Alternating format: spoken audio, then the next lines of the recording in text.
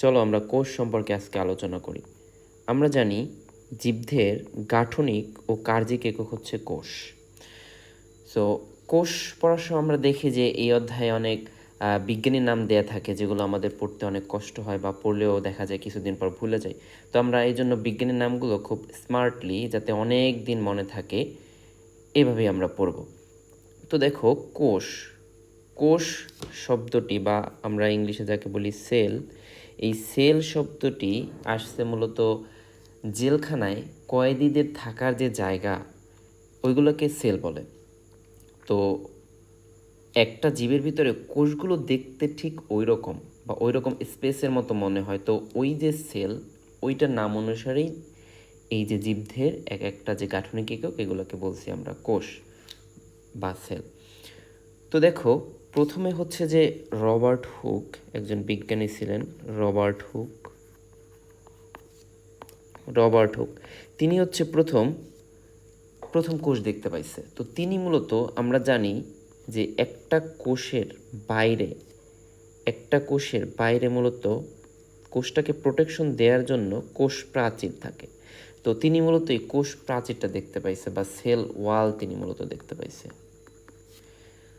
আবার দেখো, আরেকজন বিজ্ঞানী হচ্ছে লিউয়েনহুক,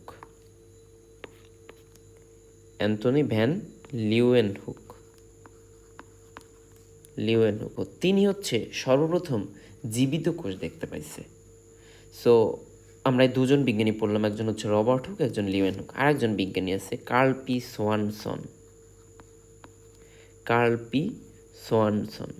তো এই তিনজন বিজ্ঞানী, কার্ল পি সোয়ানসন, এনাকে বলা হয় আধুনিক কোষবিদ্যার জনক। তো এগুলো আমরা কিভাবে স্মার্টলি মনে রাখতে পারি, দেখো যে লিউয়েনহুক, তুমি এল দিয়ে মনে রাখবা লিভিং।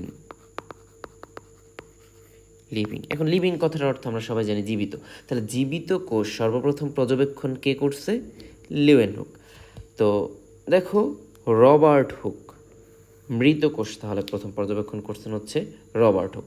এখন এই হুক কথাটা একটু দেখো, যে হুক, তো এখানে দেখো একটু আগে যে আমরা বললাম যে জেলখানায় বা কয়েদিদের যেভাবে নিয়ে যাওয়া হয়, হুক লাগিয়ে নিয়ে যাওয়া হয়, তাহলে মনে রাখতে পারো যে কোষ এবং তার আবিষ্কারকের সাথে হুকের একটা সম্পর্ক আছে। So Robert Hooke and Leeuwenhoek. জীবিত কোষ এল ফর লিভিং, লিউয়েনহুক, তাহলে মৃত কোষ হচ্ছে রবার্ট হুক। তো প্রথম যেহেতু রবার্ট হুক কোষ দেখতে পাইছে, দ্যাটস ওয়াই কোষের জনক বা কোষবিদ্যার জনক বা প্রথম কোষ আবিষ্কার করছে রবার্ট হুক। এবং দেখো, সোয়ানসন, শেষে সন কথাটা আছে। তো সন মানে জানি আমরা হচ্ছে পুত্র। তো এখানে হয় কি যে যত জেনারেশন সামনে যাইতে থাকে, যে তত ধীরে ধীরে উন্নত হয়। সো আমরা জানি যে আমরা আমাদের পিতামাতার থেকে, বা তোমরা তোমাদের পিতামাতার থেকে উন্নত, আবার তোমাদের বাচ্চা কাচ্চা দেখা যাবে তোমাদের থেকে আরও অ্যাডভান্স হবে। তো এখান থেকে আমরা মনে রাখতে পারি যে কার্ল পি সোয়ানসন হচ্ছে আধুনিক কোষবিদ্যার জনক। তাহলে কোষবিদ্যার জনক হচ্ছে রবার্ট হুক, কোষবিদ্যার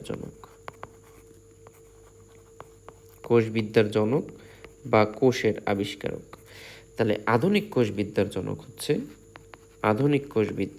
হচ্ছে তোমার সোয়ানসন বা কার্ল পি সোয়ানসন, আধুনিক কোষবিদ্যার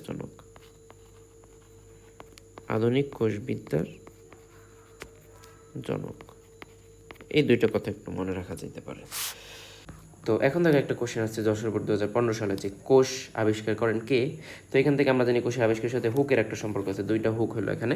তো এখানে দেখো যে আমরা জানি কোষ প্রাচীর প্রথম দেখছে রবার্ট হুক, তিনি আসলে প্রথম কোষ দেখতে পাইছে। দ্যাটস ওয়াই কোষবিদ্যার জনক হচ্ছে বা কোষ আবিষ্কার করেন Robert Hooke. Okay, thank you.